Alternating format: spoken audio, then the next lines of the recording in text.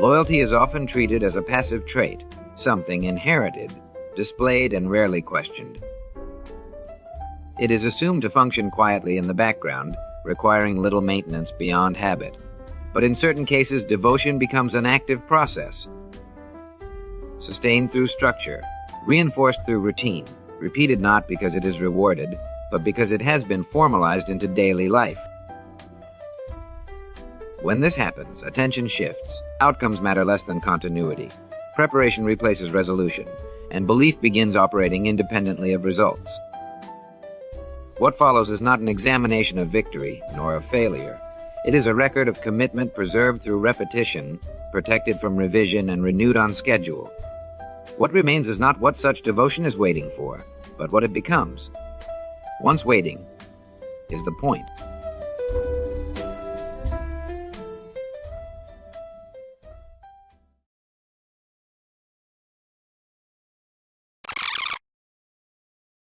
Dusty McCain is 57 years old. He has lived in the same suburban house for 22 years. The roof has been replaced once. The driveway is beginning to show hairline cracks. And from the front of the house rise two polished flagpoles, angled outward like watchtowers, each bearing a colossal Dallas Cowboys flag that ripples with ceremonial defiance. Whether or not there is wind, Dusty insists they be replaced every 6 months, regardless of where. Dusty calls himself the most die-hard and hardcore Dallas Cowboys fan in the universe. It is not a title he offers lightly, nor one his neighbors contest. His wardrobe is a rotating gallery of Cowboys memorabilia. Jerseys worn like armor, hoodies zipped up even on warm days, and custom patches stitched onto Cowboys windbreaker sets. 12 pairs in all, each with distinct logos, colors, and awareness that speaks of ritual use. His pearl-white 2013 Toyota Highlander is wrapped from bumper to bumper in Cowboys branding.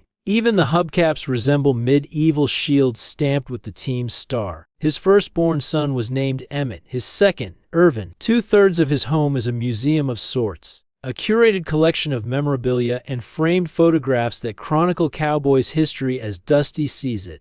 The remaining third, the neutral zone, is under the control of his wife, Trudy, who tolerates Dusty's obsession with a mixture of resignation and pragmatic support. The dividing lines are clear. The basement, transformed into a man cave, belongs wholly to Dusty. There, a 75-inch big screen dominates one wall, and Dusty hosts the neighborhood Cowboys fan club for every away game. The group consists of top-tier Cowboys superfans of the highest order, but even they acknowledge Dusty's devotion exists on another plane. The club meets every Tuesday and Thursday in the basement, rain or shine. Tuesdays are reserved for news and developments, player updates, coaching rumors, league-wide dynamics. Thursdays are for play design. Over time, each member has developed a specialization. Some favor offensive schemes, others focus on defensive structure, and one, Quirky Stanley, known to all simply as the Quiet One, leads the special teams effort alone, a role no one questions.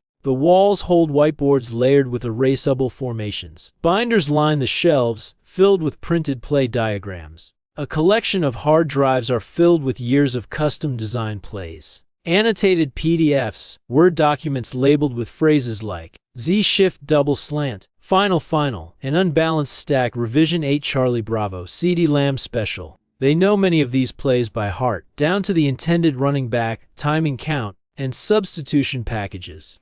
When doubt creeps in, several members pool money to hire local high school and community college athletes to run test plays on nearby fields. The footage is recorded from multiple angles, then reviewed in Dusty's basement with pause breaks, marker annotations, and collective analysis to assess viability. Every Friday, the club compiles their latest updates and sends a package of selected design plays, complete with notes and rationale, to publicly listed Cowboys email addresses, including marketing interns, analytics coordinators, and junior PR staff. The subject is usually titled, Time Sensitive, for Jerry Jones. Forward to the coaching staff. No reply has ever been received. Yet the effort continues without fail, week in and week out. Dusty began his fandom in earnest in 1981, when his family became season ticket holders. The team was still competitive then, gritty, disciplined, and always in the mix. But the last true high point came in 1996, when the Cowboys won their most recent Super Bowl. They haven't been back since. His love for the team ran deeper than preference. His father had been a Cowboys man from the Staubach years,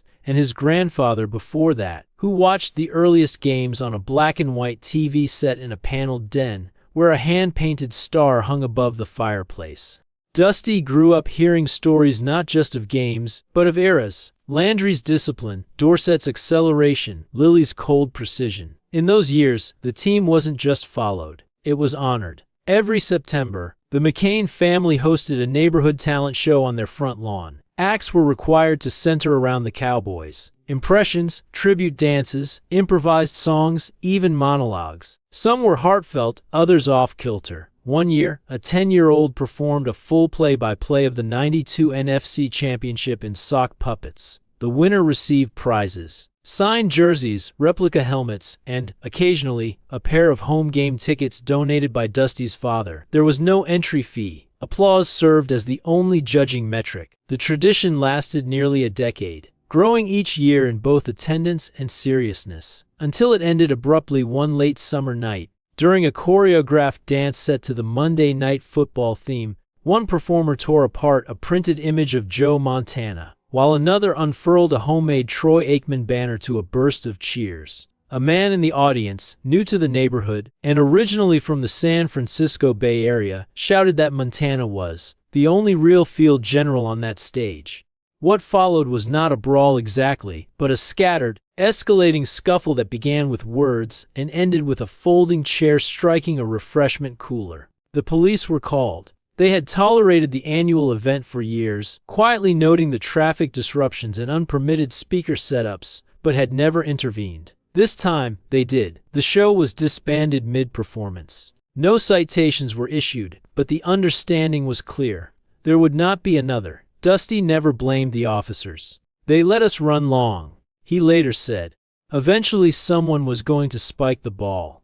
But for the next 30 years, Dusty has borne witness to a drought that became a fixture of his life, as unyielding as the cracked driveway or the relentless Texas sun beating down on his flags. The Cowboys have failed to return to the Super Bowl since. Season after season, heartbreak has arrived with unsettling punctuality. Yet Dusty's faith has not waned. On game days, he dons his most emblematic jersey, the one marked with the number 8 and the name, Aikman. He zips up his windbreaker and laces the specially patched joggers. When the Cowboys lose, especially when the loss is severe, Dusty runs out into the street and cries openly, his sobs muffled only by the star-spangled fabric draped over his frame. Neighbors have come to accept these outbursts as part of the neighborhood's seasonal rhythm, as predictable as spring rains.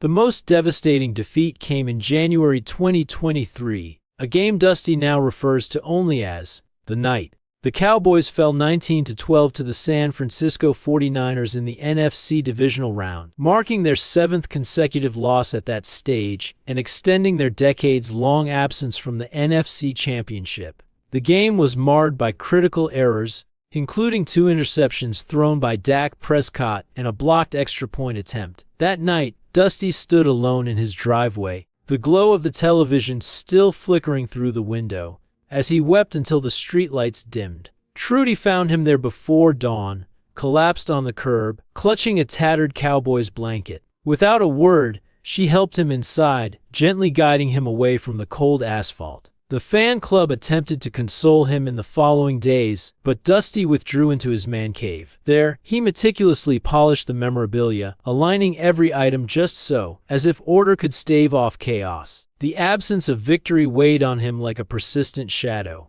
Despite the endless losses, Dusty remains convinced that the next season will break the curse.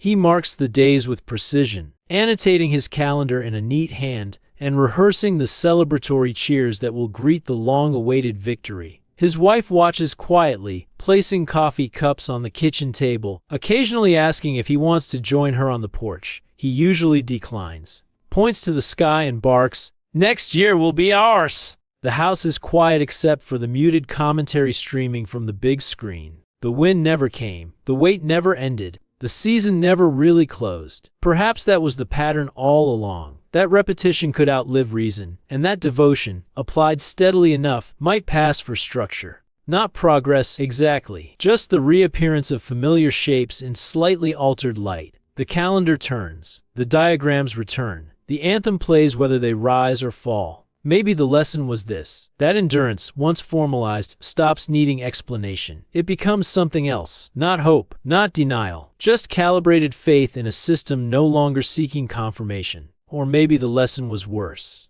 That belief, given enough structure, begins to simulate direction. That if enough people wear the same colors and draw the same plays, a destination will eventually appear. Fabricated by the sheer force of coordinated waiting. Each Cowboys season resumed at full emotional bandwidth, the machinery of belief humming back to life with practiced ease. It was not optimism, but a kind of procedural expectancy, reissued annually under the mistaken belief that arrival was pending. And so it continued, unbroken, unresolved, and all within the soft architecture of an outcome environment that never officially declared. Dusty remains to this day a staunch, die-hard Dallas Cowboys fan. Dem Boys, America's team. Dusty's passion endures indefinitely in accordance with the choreography, one of unresolved faith,